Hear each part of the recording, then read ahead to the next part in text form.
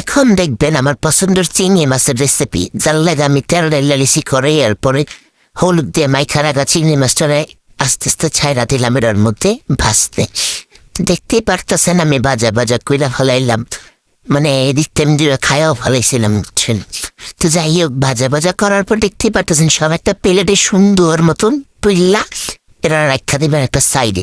আর এই তেলের মধ্যেই ছাইরা দেবেন আমি পেঁয়াজ, কাইটা রাখা পেঁয়াজ ছাইরা দিবেন, দেওয়ার পর লাড়বেন। এর বাদে এরার মধ্যে দিয়ে দিবেন কি জানেন, একটু পানি দিয়ে দিলাম একটু, দেওয়ার পরে পেস্টটা একটু কষাইবেন।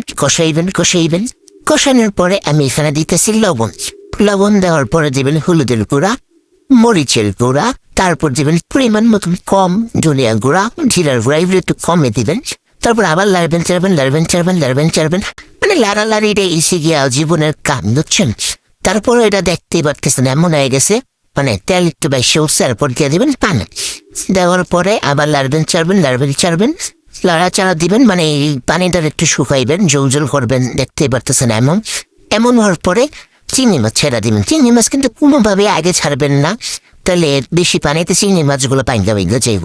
এরপরেও কাঁচামরিচ দিবেন, ধনিয়া পাতা মন চাইলে দিবেন, না মন চাইলে নাই।